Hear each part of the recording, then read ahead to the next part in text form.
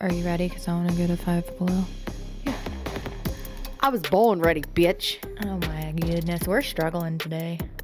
Yeah. Alicia woke up at I don't even, hours and hours and hours after her regularly scheduled wake up. I typically get up at 6:30. I did not get up today until, what time did I text you? 9 something? Yeah. Yeah. I have not slept in that long since. It's fine. Nobody cares. Oh, I'm sorry. Were you talking? No. I'm kidding. I'm being a bitch today. Because I'm tired. What do you mean you're being a bitch today? Yeah, today? That's the life you live, girl. Yes. Anyhow. I'm still riding off the high of being featured on television. We have a video, if she hasn't posted it, of her dancing in my gritty mask at the Flyers game, and she got on the big screen. I did. It's always been a dream of mine to get on the Jumbotron, and this was perfect because I didn't have to show my actual face. So no one knew who it was, but I still got to be I made it to the Jumbotron. So everyone it was saw perfect. your sparkly Flyers jacket and knew who it was. You know what's funny too is that one of my friends actually went to the Flyers game that night, and we hadn't talked about going to the Flyers game, so we didn't know that each other was going. Is my point that I'm trying to make. Wait, you have another friend? Fuck you, Christina. I do. Just kidding. And I posted the video on my Facebook page, and she commented, and she was like, "Oh my God, we were there too. I can't believe that was you." So she saw it too. That's awesome. Yeah, everyone saw me on the Jumbotron. Oh my God, you're basically I'm famous. Starbies sponsor her and me. Yeah, but no, mostly it's her. I love the fact that my face wasn't on there, but I could still say that I was on the Jumbotron because that kind of stuff gives me anxiety. I don't want to ever be famous or anything, or I don't ever want to be viral. That shit scares me. It gives me anxiety. But you said you want this to go big. I do, yeah, but it doesn't mean that I want to be a public figure or anything. Touche. You know what I mean? Does that make sense? I want to be a public figure. Yeah, well, you Skater. you would be good at it. I would not. No, I was kidding. I don't have the attention span to be a public figure. People would ask me a question. I'd be like, "Oh, turtles." I feel like that's pretty common with the entertainment business, though. Yeah, that's fair. Then I'd fit in just great. Let's go. I think you would. Yeah. Let's go. Yeah. I was just I have too much of a whistleblower / calling people out personality. Mm-hmm. And I know everyone, they would all hate me because I would literally call everyone out all the time. She 100% would. And I mean, I don't think that's a good quality in the entertainment field because people want people that are going to, smile and shut up. Cat Williams has been calling people out for years and nobody listens to him. That's true. People like him. You know who else did? Dave Chappelle. He got canceled for a little bit, though. He canceled himself for a little bit. He needed to remove himself from all of it. So he can't. Okay, so he canceled himself. That makes it better. I mean, I'm all for people canceling themselves and taking mental health breaks. Yeah. He took a mental health break. I think he went and lived in Africa for a little while. That's right. Yeah. I was always a big Dave Chappelle fan. Yeah. Jack went and saw him live. He said it was incredible. I'm sure it was. Hysterical. Yeah. He just sits, lights up a blunt, and just talks to the crowd. Yeah. I just really, really value people who are authentic. I just really love authentic people. I'm authentic. You are. Authentic German, English, muttness. Muttness. I'm a muttness monster. I didn't really know what to do this week's episode on. So we're done recording? We can go to Five Below? Yeah. Sweet. Yeah. Everybody have a great day. See you next Tuesday. Don't be one. Bye. Did we even say welcome to the Ghosty Girls podcast? I don't think we did. Welcome to the Ghosty Girls podcast. I'm Christina. Oh. I'm Alicia. Hi. Hello. What's that, 5 minutes in? It's fine. We love you. Welcome. It's fine. Listen, I'm tired today, okay? And I'm also famous now because of the Jumbotron. So. Yeah, so it's a big deal. Yeah. And I slept in, so I should be more awake than I am. Sometimes sleeping in can make you more tired, I feel like. Because it throws you off your schedule. And I feel like sometimes if you get too much sleep, you just stay tired. Well, I didn't go to bed till 1, so I definitely didn't get too much sleep. Yeah, that's true. That's true. That's on me. But anywho, yeah, I've been very uninspired. Just because I'll get into something and then I'll just be I'm just not feeling this right now. Like, I'm feeling this for maybe in the summertime, but I'm not feeling it for now. Like, I don't know. I'm just weird like that. But I know the one I'm doing has turned into more of a deep dive grid making. Like, I feel like you, like I want to make a grid. Oh, yeah. With the one that I'm doing, and it's taken me a lot longer than I expected it to. Oh, yeah. Sometimes you start going down rabbit holes. I am down the fucking rabbit hole on this one, man. Yeah. It's something. But I got a little bit of inspiration from our friend Chris For Real. Love him. Yeah. Hey Chris, what do we call him? Horror Daddy. Yeah. If you guys don't follow him on TikTok, you're an asshole and you should be following him. Yeah. Do it now. He's great. We love him. Yeah. But he does like horror movie reviews and all kinds of different stuff. He's just a really cool, chill, down to earth guy. I'm talking like I know him personally. We just know him from social media, like just connecting through the podcast and stuff. But he seems really cool. I feel like because we know him through social media, we know him. Yeah, yeah. We're like best friends Fair at enough, this point. Yeah. But he, like I said, he does, horror movie reviews and stuff. And now he does Final Girl Friday. Mm-hmm. Which, I mean, I fucking love that. You'd be a final girl. You think? Mm-hmm. I like to think I'd be a final girl, but I'd probably be the first one to go. I'd be like, take me, let my friends live. I've had a good life. I went to Australia. You probably would be like that, honestly. You would be helping people. I would be helping people and get myself I would be killed. like, y'all on your own. Fuck I would y'all. be like George Costanza when the fire breaks out and pushing little children out of the way. No, I'm kidding. you would I would not. No, I would never. be helping all the children. Adults, I'll push out of the way. Fuck adults, but the children, I would be like. You talk such a big game. Your ass would be right there with me helping everyone. You know what? I'm not. Yeah. You have a bigger heart than you let people know. Just kidding. She doesn't. She's a bitch. Don't let people know. You can't tell how big my heart is because my boobies overtake it. It's true. Anywho. Sorry, Chris, for real. Yeah, we digress. Now we're talking about boobies. Yeah, sorry Jesus to Christ. drag Are we you gonna into do this? this. Lord forgive me. Yeah.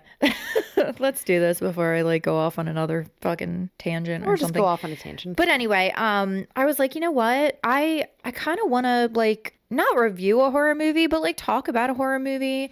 Mm-hmm. And I immediately thought of Poltergeist. Mm-hmm. And Poltergeist, it just meshes everything together because you have a conspiracy theory / curse around it because people think that the franchise is cursed. Yeah. You have mysterious deaths. You have weird shit that happened on set that, people think may or may not have been paranormal. And you also have a literal murder case. 2 murders, actually. I did not know that. Mm-hmm. Well, that's exciting. So this episode, it has everything. I feel like, was it Stefan from Saturday Night Live when he's like, this has everything. This case has everything. You guys can't see, but I'm putting my hands up to my mouth like Stefan does. She is. Is it Stefan or Stefan? I don't remember. It's Bill Hader, okay? Who's fucking hilarious. But anyway, let's do this. This episode's good. It's going to have everything. Yeah. It's got everything. She's still touching her face. Spooky stuff, weird stuff. It's got conspiracy theories. It's got mysterious deaths and also murder. Today we're going to talk about the so-called curse surrounding the Poltergeist franchise. The first Poltergeist came out in 1982. It was produced by Steven Spielberg and directed by Tobe Hooper. I love that name. I do too. Tobe Hooper. It's a good name. And the movie Poltergeist was an instant success at the box office, and it's now hailed as one of the classics. It's a good movie. It's a great movie. Yeah. So if you've been living under a rock and have never seen the movie Poltergeist, first off, what are you even doing with your life? And secondly, spoiler alert, because I'm going to do a little rundown of the synopsis of the film. Mm-hmm. It's been out since 1982. Okay. The film is older than I am. So you should have seen it by now, and if not me, though. Now you're going to find out. You're going to learn today. You're going to learn today. The movie Poltergeist centers around the Freeling family. The father, Steve Freeling, who is played by Craig T. Nelson, a.k.a. Coach. Remember Coach? The mother, Diane, played by Jo Beth Williams. Teenage daughter, Dana, played by Dominique Dunn. Middle son, Robbie, played by Oliver Robbins. And probably the most recognizable person in the movie, the youngest daughter, little Carol Ann. And she's the one who famously was like, they're here. So I looked exactly like her when I was little. You did, because I've seen pictures of you. It's crazy. Before. Yeah. I had the bangs and everything. She's such a cute little girl. So was I. Yeah, you were. No, I know what happened to her breaks my heart. Yeah. Sorry, I digress. Obviously, we're going to talk about that later. Also need to give some recognition to Zelda Rubinstein, who played the psychic medium, and she's the one who was like, this house is clear. Yes. Little fun fact. I did not know this before I started deep diving into the Poltergeist franchise.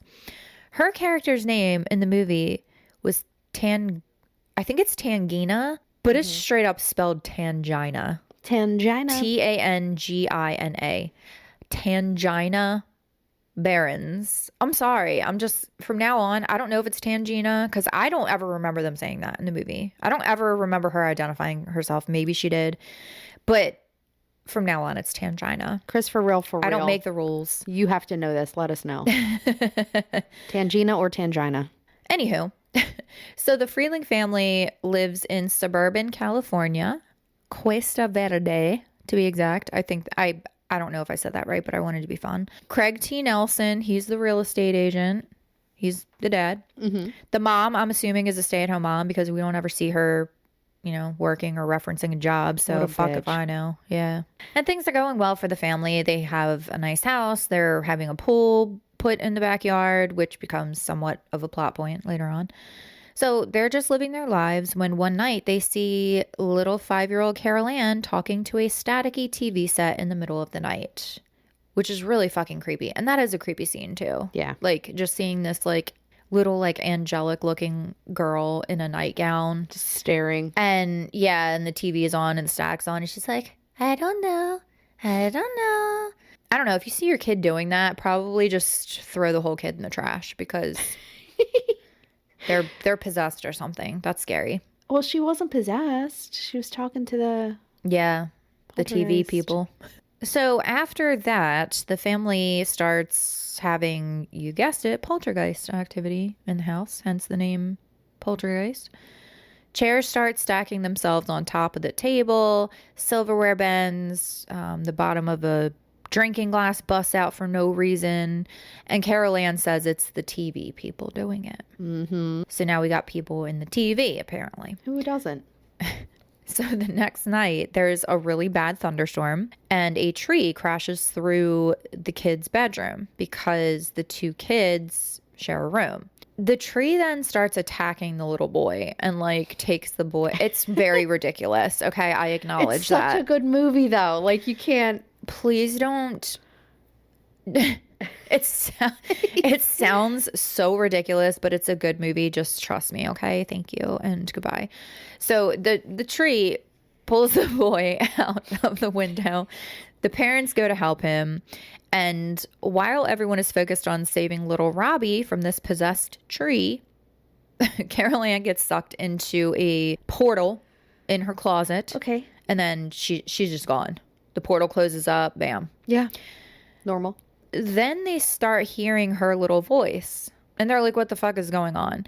And the voice they find is coming out of the TV. Mm-hmm. Okay. So she has joined the TV people, and the TV has to be on that static channel for you to be able to hear her, which is that was kind of cool, because that's how you communicate with spirits, with a spirit box. Mm-hmm. It's essentially white noise. Yep. So the family then calls in a group of ghost hunters headed by parapsychologist Martha Lesh.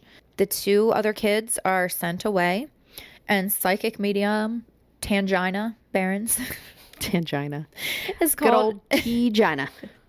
Good old John is called in, and they eventually determine that Carol Ann is being kept against her will by this nasty spirit that Tangina, I'm going to keep saying that because it's just fun at this point, refers to as the Beast.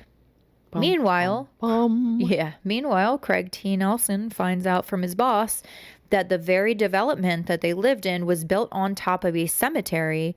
But don't worry, they removed all the graves before they began construction on the development, so it's fine. No, that's it. The group works together to go into this portal to retrieve Carol Ann. So the mom is sent in with a rope tied around her. She goes into the closet portal, and she comes out through the living room ceiling with Carol Ann.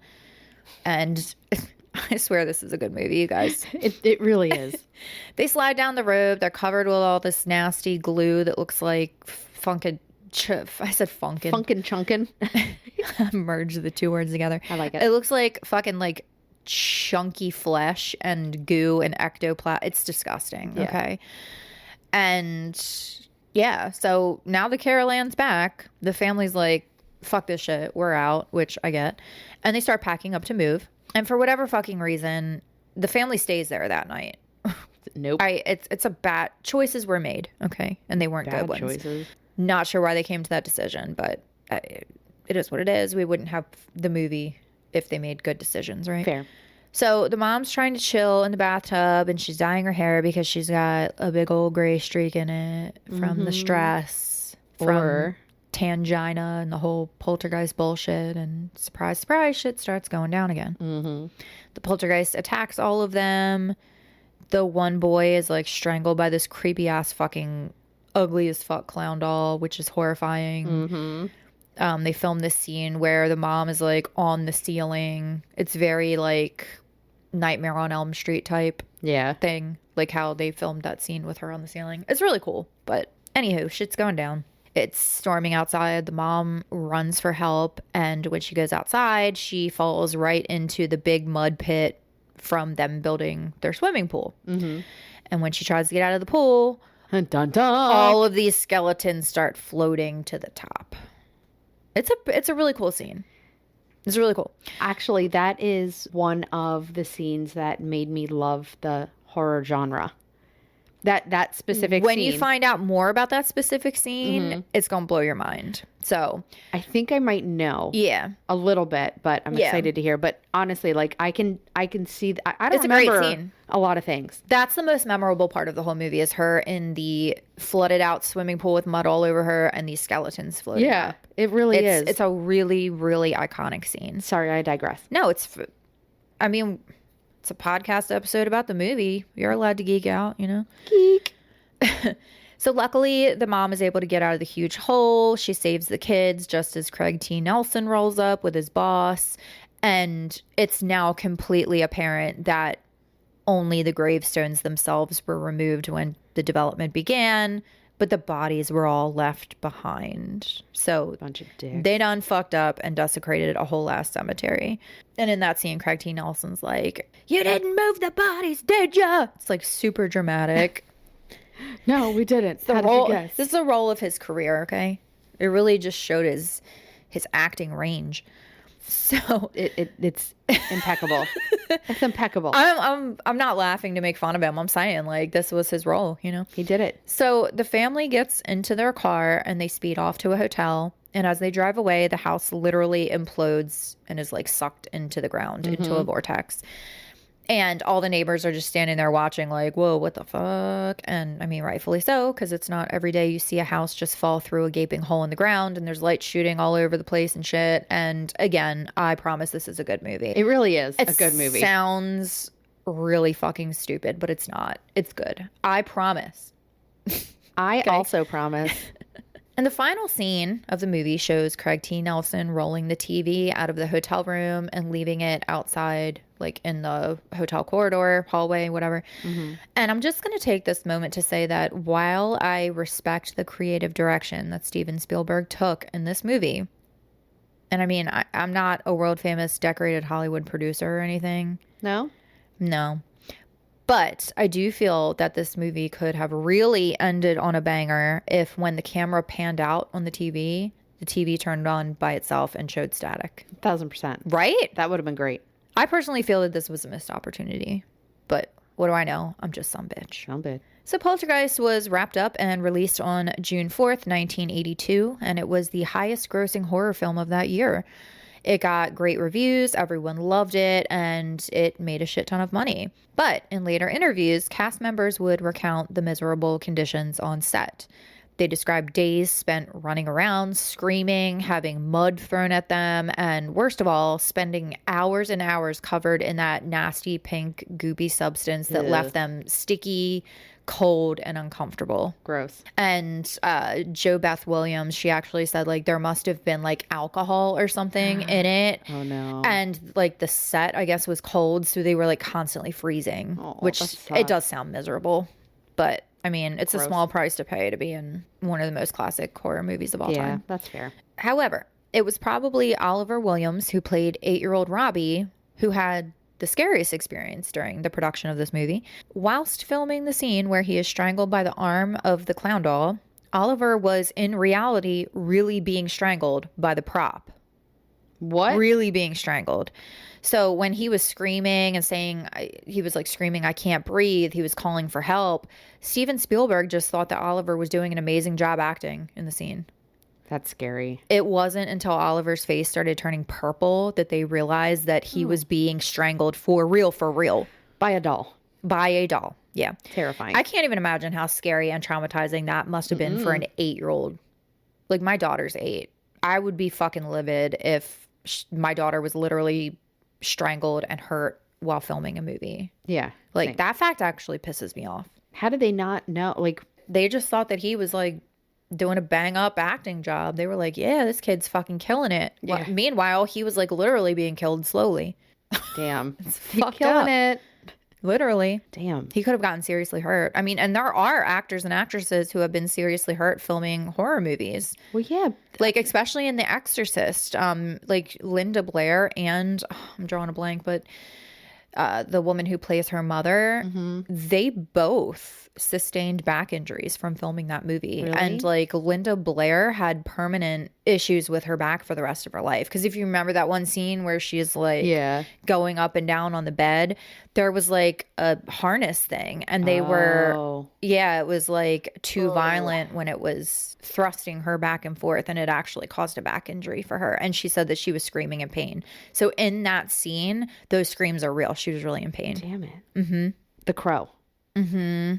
Well, yeah. He got shot on set, right? Or He something? died. Yeah. And there was another one recently that somebody had a prop gun that died. Yes, it was I can't remember the movie, but Alec Baldwin's movie. Yeah. I felt that has to be, you have to feel like, so what do you even feel like? You think you have a prop gun and all of a sudden you kill someone. Like, I can't imagine. I would be sick. Same. I would be on it because it's not your fault, but it's not your fault. But still, you took someone's life. Like, that's inadvertently. Yeah. I don't know how you would. I don't know how I personally would move on from that. I would feel awful for the rest of my fucking life. Yeah. Cast members even talked about some strange things that began to happen while they were filming. And this actually was things that were happening in their own personal lives and houses. Actress Jo Beth Williams, who plays Diane, discussed in an interview for the True Hollywood Story documentary that she would return home after filming and all of the picture frames on her walls would be crooked. She would straighten them out and then she'd come home the next day after filming and they were all crooked again. Weird. Yeah, she even began to wonder if this was something telling her that she shouldn't be involved with this movie. Jo Beth was also shocked to find out after the movie was filmed, she didn't know it at the time, that the skeletons that were used in the swimming pool scene that she was like right up close and personal with were not plastic prop skeletons, but real actual skeletons of human beings. That I did not know. How is that legal? I'm going to donate my skeleton to Hollywood, man. That's the only way I'm going to make it. So yeah, everyone listening to this was probably collectively like, what the fuck? But this was actually common. Like, and it was because real human skeletons were cheaper to buy than they were to produce a fake one back in the 1980s. Damn. Don't ask me why. Where do you get the skeletons to buy? They would get them sent in from India. Jeez Louise. Okay. And Poltergeist, it wasn't the only movie to have done this. Like, other movies that have used real human remains include Dawn of the Dead, released in 1978, and even the Texas Chainsaw Massacre, which, like Poltergeist, was directed by Tobe Hooper. Did the actors know they were real skeletons? When they were filming Poltergeist, no. They found out after. I mean, in the other movies? Not sure. I didn't deep dive into that. I think for Texas Chainsaw Massacre, they knew because I I think I read an article at one, don't quote me on this, but you know what? I should do a deep dive on Texas Chainsaw Massacre sometime, but I'm fairly certain that I read that the set of the Texas Chainsaw Massacre stunk like to the high fucking heavens because they were real bones and skeletons used. Well, they had meat. They used meat for something too. Trash. Man. So this was a thing, but just because the directors did use real human skeletons, it didn't mean that it wasn't controversial. Yeah. Of course, there's ethical concerns when it comes to this type of thing. And some people even believe that this is why the quote-unquote Poltergeist Curse began in the first place, because the spirits of the dead were pissed off that their remains were disrespected by using them for a horror movie. I might get some shit for this, but I would be so fucking excited in the afterlife to find out that my skeleton was used in a fucking banger of a horror movie. I'm just being honest. Why do you think I just said I'm going to donate my skeleton to Hollywood? That's the only way I'm going to make it. It has to be for a good movie, though. Yeah. I don't want my skeleton being used for a piece of shit, like, Zombieverse. Tubi movie. That's fair. And you know what? Tubi horror movies, a lot of them are so bad that they're good. Yeah. So I'm not like shitting on Tubi movies, but I'm saying that I would want my skeleton used in like a fucking classic horror movie. Yeah. Like Scream. Exactly. So in addition to the weird, like, kind of paranormal shit, but who fucking knows? There was also some drama going on behind the scenes that centered around Steven Spielberg, who was the producer, and Tobe Hooper, who was the actual director. See, Steven Spielberg was also working on a little movie. Maybe you've heard of it, E.T. Yeah, I don't know. It's like this small little movie that, something about an alien. Yeah, something. Who looks like a turtle, and I want to adopt him and put him in a shell. And due to his contract with Universal, he was actually barred from directing 2 films at the same time. Oh. And he really wanted to direct Poltergeist. And they wanted all of his focus to be on E.T. Hence the reason Tobe Hooper was brought in to direct the movie.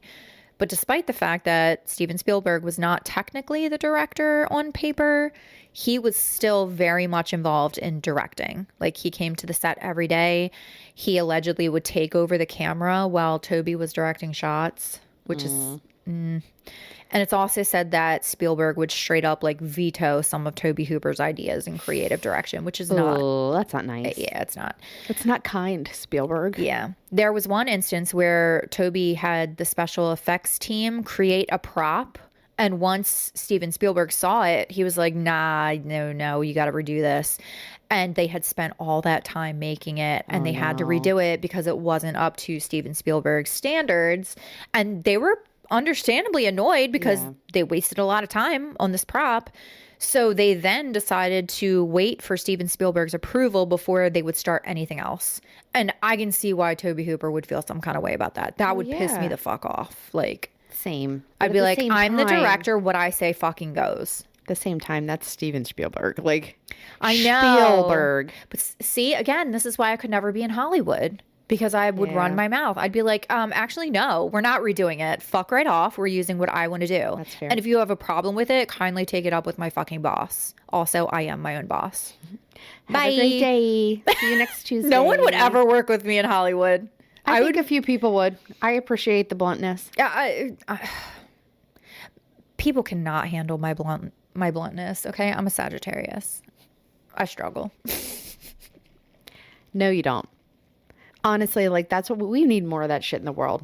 Just pure, straight honesty that if it hurts your feelings, it hurts your feelings. I try to be as authentic as possible. I will say that could I be more demure? That's a good word, yeah. I was just kidding. No. That I was trying to think of a good word to say. Could I be more tactful in my delivery sometimes? Yes, absolutely. And that's something that I should work on. But also, I'm a Sagittarius. I don't think it's going to change. And it's not like, I don't try to be mean. It just happens. You wouldn't be you if you were more tactful, because you are passionate about everything you stand for and everything that you believe in. Oh, thank you. And You'll make me cry. Why? Because that's a nice compliment. Oh, you're welcome. Yeah. No, but seriously, that passion comes through, and I think people feel that, and they respect you for that. Thank you. And if they don't, as you would say, they can fuck right off. Yeah. Yeah. Yeah. Basically. Boom.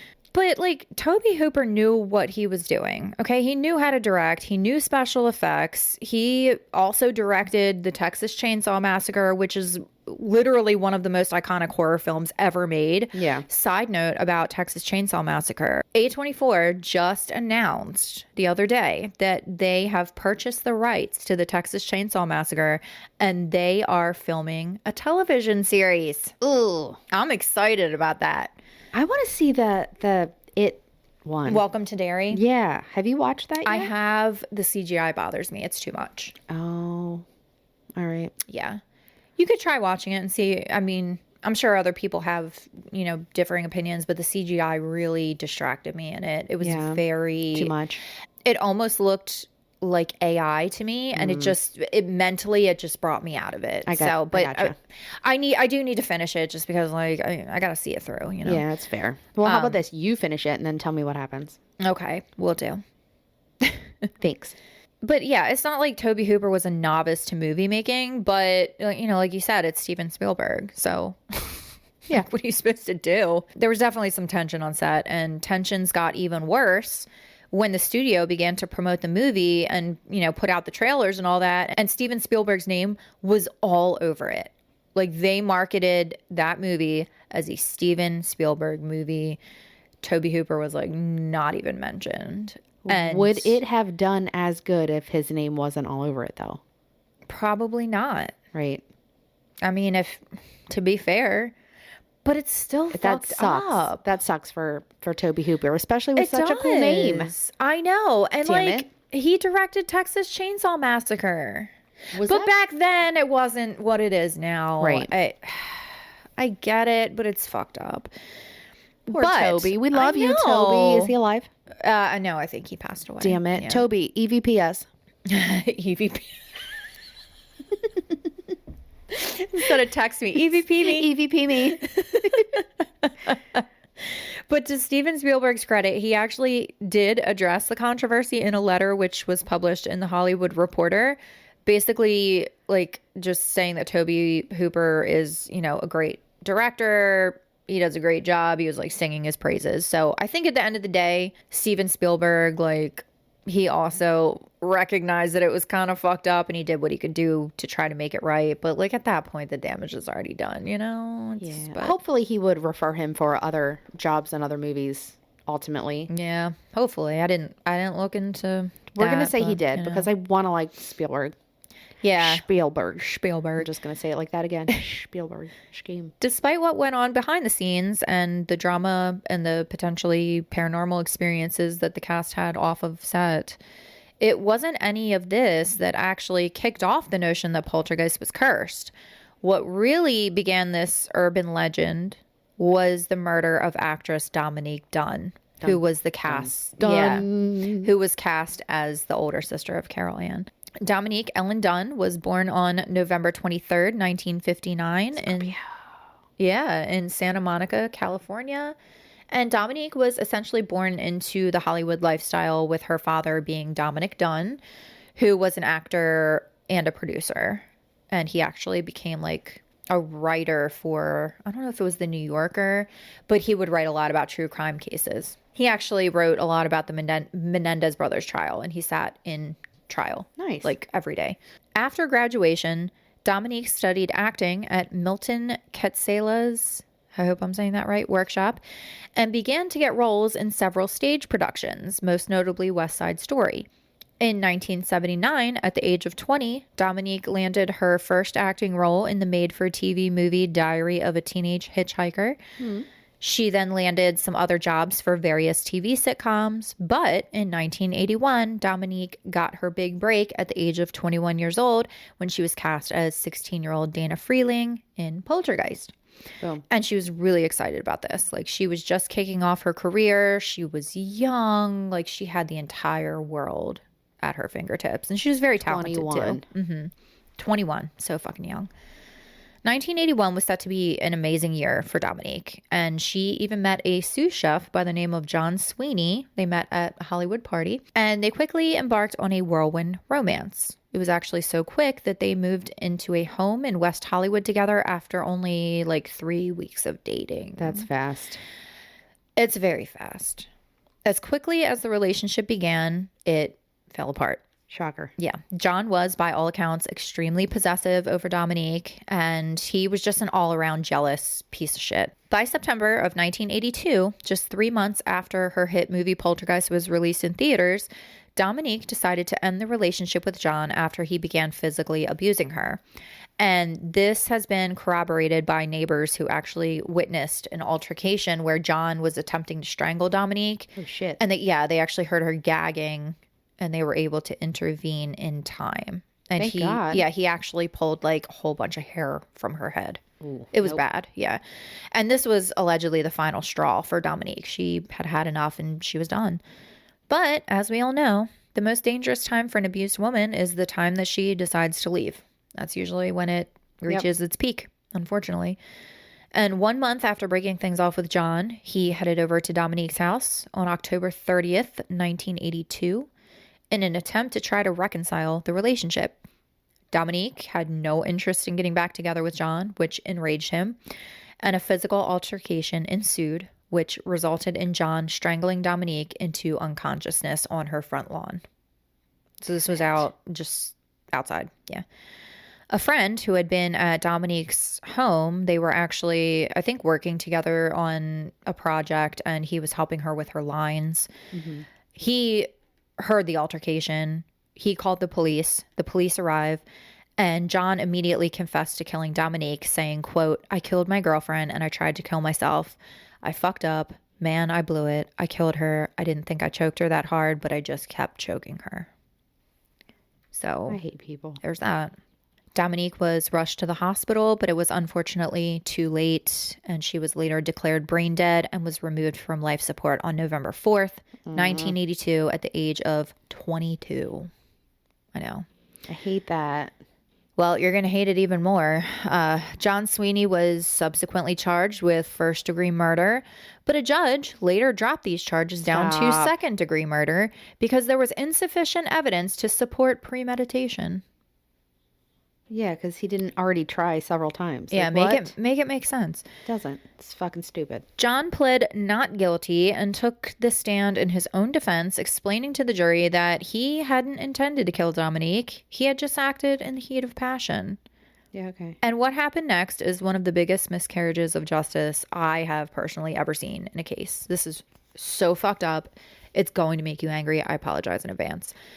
John Sweeney was acquitted of second-degree murder, with the jury finding him guilty of voluntary manslaughter, which carried a maximum sentence of 6 years. What? So John Sweeney was sentenced to 6.5 years in prison because he was sentenced for the maximum, which was 6, for voluntary manslaughter. And then he had 6 months added on for some additional charge. Yeah. How does that happen? I don't know. Fucking shit. I don't know. He got 6 years for the murder of Dominique Dunn. I'm done with people. 6 years. I'm done with people. And if that's not bad enough, he didn't serve 6 years. Okay. Of course he didn't. What, he like served 2.5 before he was released. The jury later found out that the judge had barred testimony from John's ex-girlfriend, whom he had also viciously attacked to the point where she was hospitalized fucking twice, and also barred testimony from Dominique's family and friends that outlined the abuse that she endured. And the jury foreman later stated that had they had heard all of this testimony, they would have convicted him of second-degree murder. So, way to go, judge. Yeah, you stupid asshole. I'm sure he's probably, I say he, but I'm sure the judge is probably passed on, and I hope they are resting in distress. I mean, rest in distress, bitch, because there's a special place in hell for people like that. I'm sorry. For both the murderer and the judge. I'm sorry. It's fucked up. The judge didn't have a say in, what the maximum sentence is. Okay. But he dropped that charge. Critical evidence, though. He lessened the charge. Yeah. And he barred critical evidence. Yeah. Okay. So fuck that judge. Fuck that judge. He's stupid. According to a People magazine article about the case, and I'll link that in our show notes, John Sweeney was immediately hired as a head chef for this bougie-ass restaurant in Santa Monica, California, after he was released from prison. And how this motherfucker was able to get out of prison for straight-up murder that he confessed to after just 2 years in prison and then gets hired as a chef for a celebrity restaurant, please explain it to me, because I don't fucking get it. I just don't. I can't even explain it to you, and I'm smart. Now, this part I love. Dominique's family was very understandably really pissed off about all this. And they actually staged a protest in front of the restaurant, and they handed out flyers to people and had signs that read, quote, "The food you will eat tonight was cooked by the hands that killed Dominique Dunn." Nice. I fucking love that. Because there's not much you can do, but you can be a menace. Yeah. You can choose to be a menace. That's how you live. Let me tell you, if something happened to my daughter and that person got out of prison, first off, you better change your name and move, is all I'm saying. But because if I find you, anywho. No one else will. No one else will. Ever.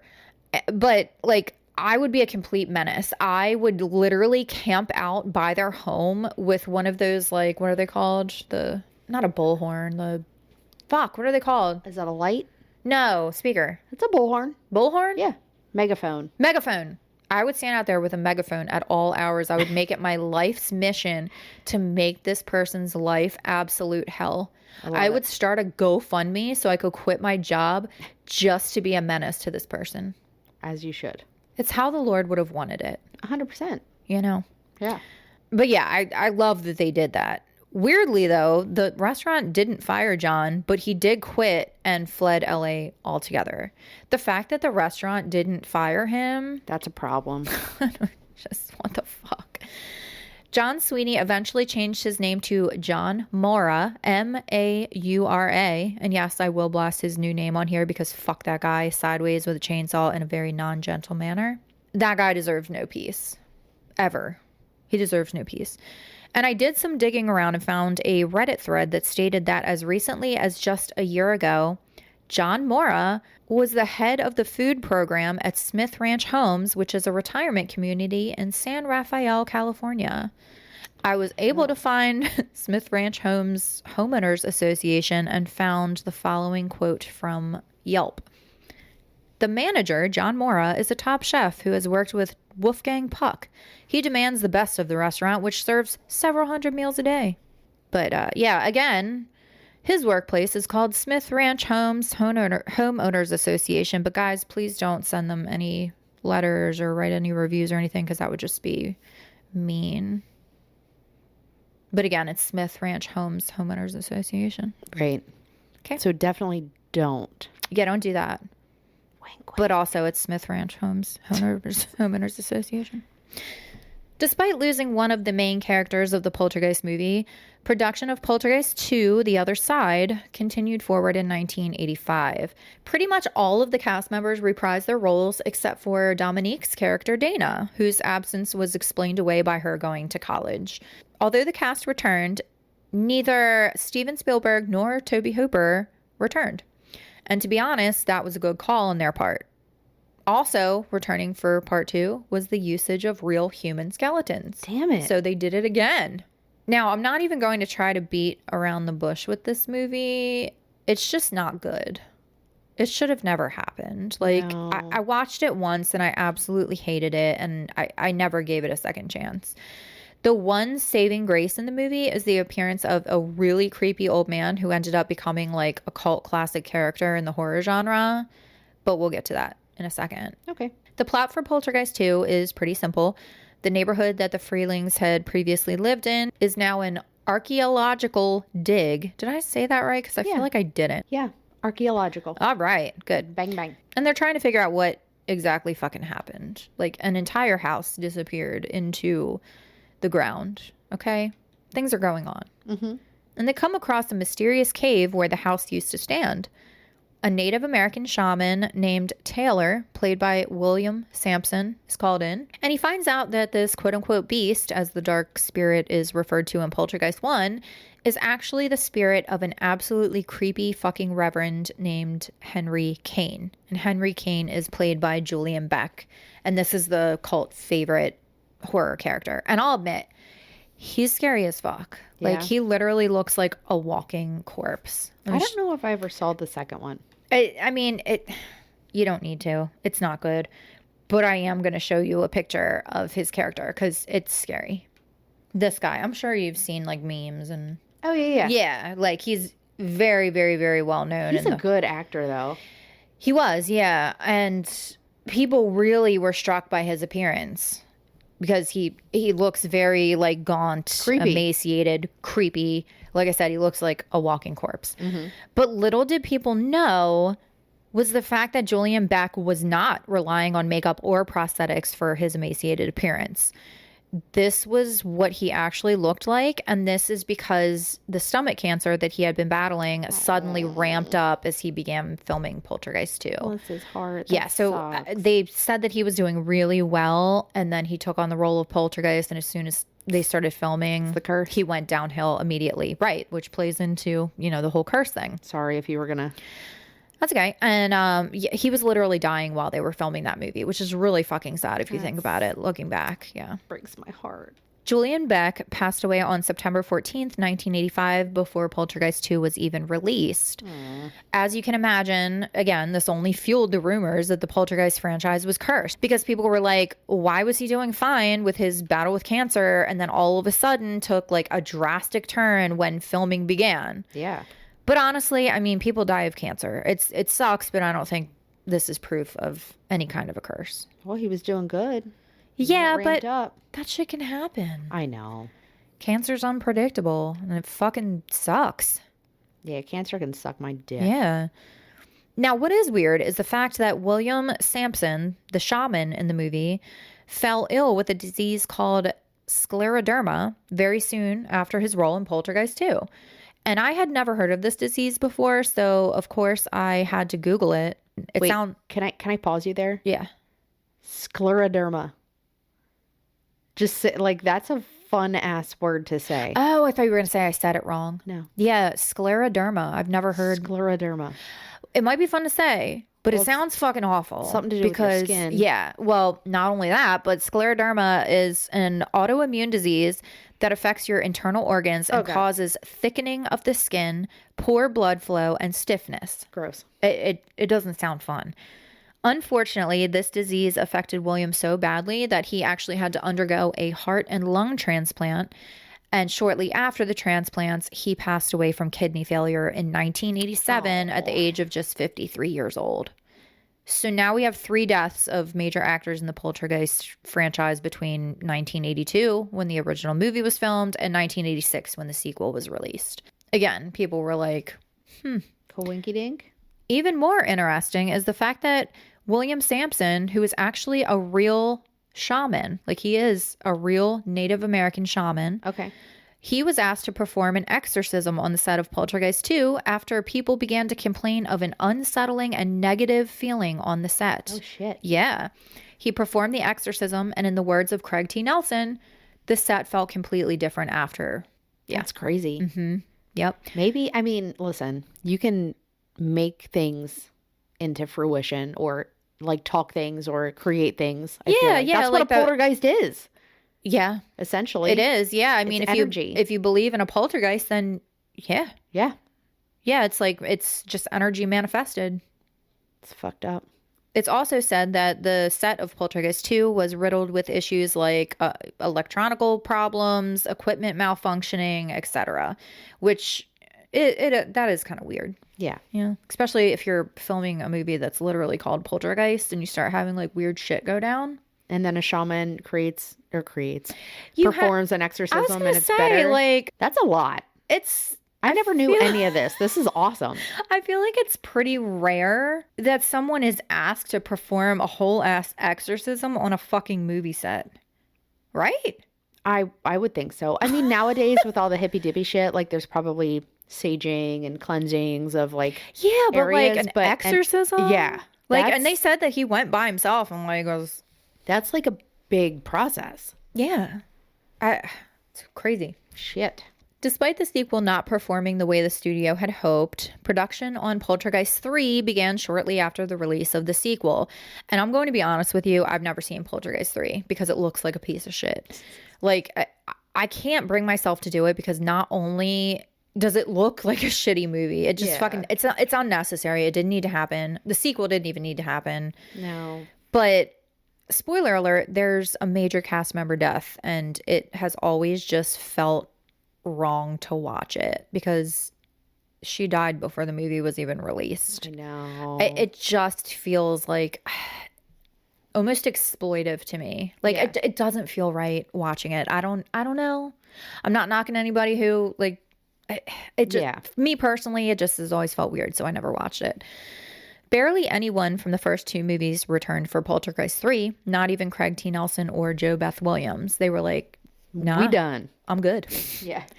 So in this movie, Carol Ann is sent away to live with her aunt and uncle in Chicago to keep her safe.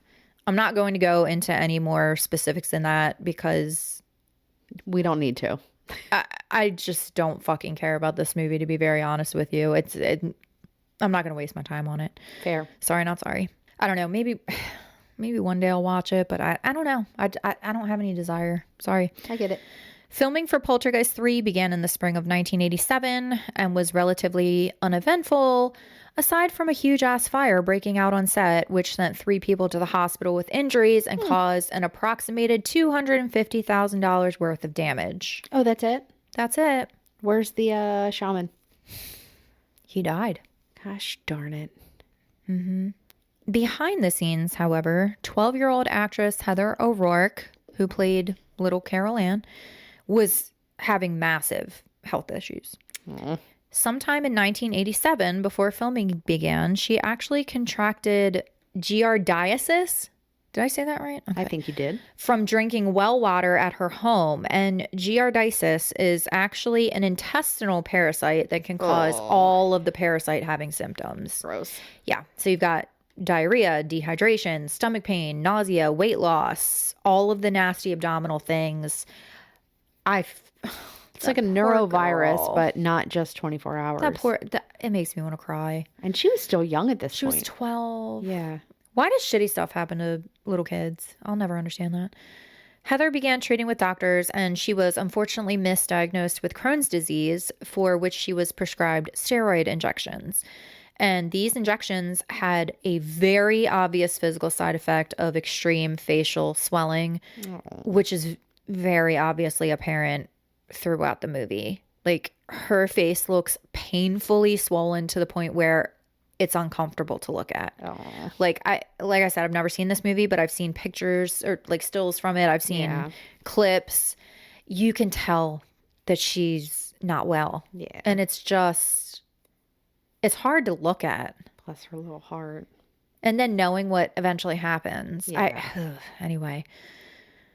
And Heather's mother actually said that Heather was very self-conscious of how swollen her face was during filming. Which I've been on steroids. Fucking sad. It's not comfortable. It's not. Not even. You can't even control it. No, you have weight gain and you have that swelling. Like, it's not fun. It makes me sad that she had to go through that. In January of 1988, while Poltergeist 3 was still filming, Heather became very sick with flu-like symptoms and she collapsed at home. She was rushed to the hospital where she suffered a heart attack at the age of 12, was revived, and was then airlifted to the Children's Hospital of San Diego, where doctors discovered that Heather was actually suffering from congenital intestinal stenosis. So she undergoes surgery and then has another heart attack in the recovery room. Unfortunately, this time they were not able to revive her, and Heather O'Rourke was pronounced dead on February 1st, 1988 at the age of 12, which is so fucking sad. She went through so much. Bless her little heart. Her cause of death was listed as congenital stenosis of the intestine, and septic shock. Apparently, she had some kind of an intestinal blockage from it. She got the sepsis. Yeah. That fucking sucks. And she passed away before Poltergeist 3 was able to be completed. So they actually had to hire a stand-in to film shots of Carol Ann, but her face is never shown. And they still released it, which was a choice. I mean, you have that much money invested. I feel like you have to. Yeah. But that sucks. I know. Now, of course, the death of the lead actor of the entire franchise just poured gasoline on the urban legend that the Poltergeist franchise was cursed. And during filming. Yes. Yep. And over the years, more strange happenings and deaths have been attributed to this quote-unquote curse. In 1992, actor Richard Lawson, who played one of the paranormal investigators in the first Poltergeist, was involved in a plane crash that killed 27 people, but weirdly enough, he actually survived. How the fuck do you survive a plane crash? I don't know. That's crazy. It happens. Yeah. And in 2009, actor Lou Perryman, who played one of the construction workers from the first movie, was violently murdered with an axe. Oh. Yeah. Of course, these incidents happened well after the release of the respective movies that they were in, but it's still notable because people related that to the curse. Like, it's fucking weird. It's very weird. Yeah. But then again, is it a curse if you survive a plane crash? Don't know. Mean, you might have had the poltergeist was on your side that day. Yeah. It was like, nah, you're cool. Yeah, you're good for right now. Fuck you. Fuck you. You're cool. Fuck you. I'm out. Yeah, right. Whether cursed or not, you can't deny the cultural impact of Poltergeist on the horror genre. It's one of the most classic horror films that comes to mind when I think of like OG horror. And despite having the 2 sequels, Poltergeist 1 as a standalone movie, it does stand the test of time. Like, it's just a good, solid, quintessential horror movie. Despite my synopsis in the beginning that makes it sound fucking ridiculous, it's still good. So what do you think? Do you think the movie was cursed? Yeah. Or do you think it's all just a really shitty coincidence? I think anytime you make something out of something negative, there's always a chance that energy is going to come back. Right? You match energies, and the universe sometimes does that. Yeah, people say that, you know, the Exorcist movie was cursed. They had a lot of weird shit happen, and I'm pretty sure somebody died filming that. Don't quote me on that. I'm sure a lot of the movies. Yeah. I mean, I don't know. Yeah. I don't know if I believe in curses and stuff. I don't know. I do. I don't know about a curse, but I believe in energy. Yeah. Yeah, for sure. And like the matching. I believe in karma because karma's a bitch. God. I've seen karma get people fucking years later. It always catches up to you, man. Yeah. It really does. It does. Guys, be careful what energy you put out there because I'm telling you, it comes back. Mm-hmm. It comes back times 3. Isn't that like like what they say with witches? Like, yeah, but sometimes it's like not all at once either. I know. Like, you just keep getting hit. Yeah. Karma, I'm telling you, it'll get you. It really, really will. Mm-hmm. Get it, girl. Yeah. Well, that's all I got for today. Did you want to tell them about our like little ambassador program slash sponsorship that's coming?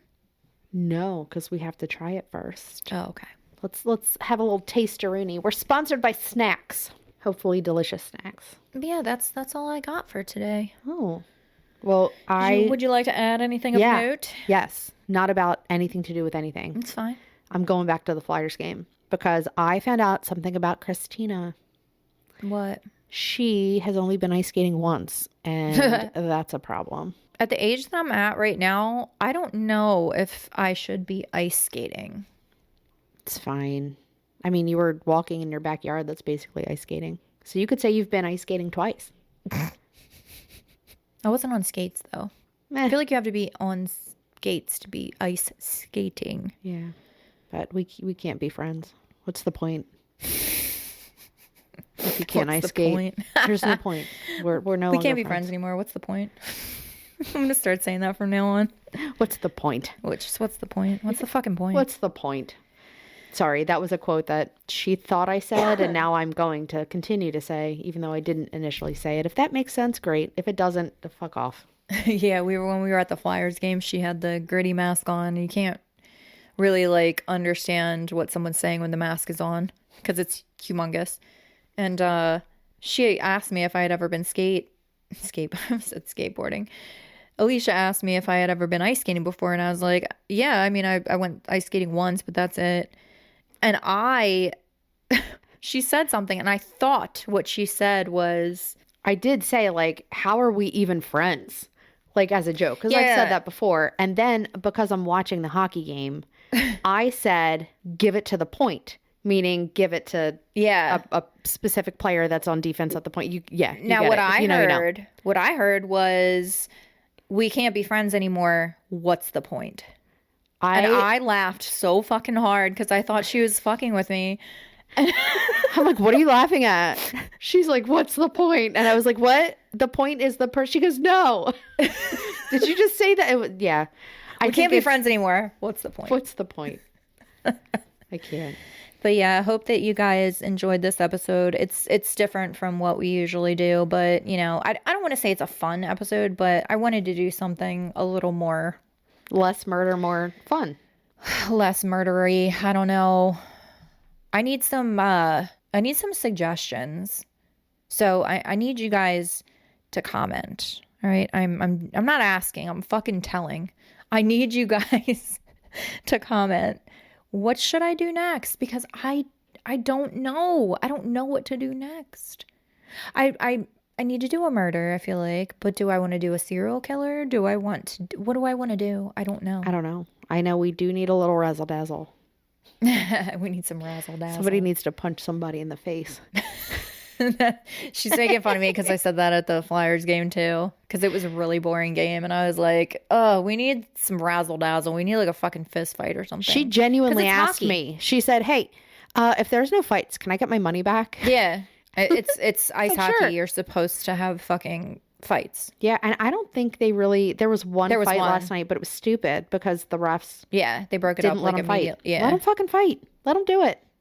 Yeah, give the crowd what they want. I came there for fucking bare knuckle fighting. Yeah. All right. I didn't pay to watch anyone skate around a fucking rink, chasing around a little puck that you can't even see. Yeah, just kidding. I did pay for that. Yeah, you're welcome. Yeah. Hope you guys are doing well. I know things are real crazy in the world right now. Yeah. Just keep hanging on. I don't know what else to say. Keep on keeping on. We love you. Yeah. Hopefully you love us.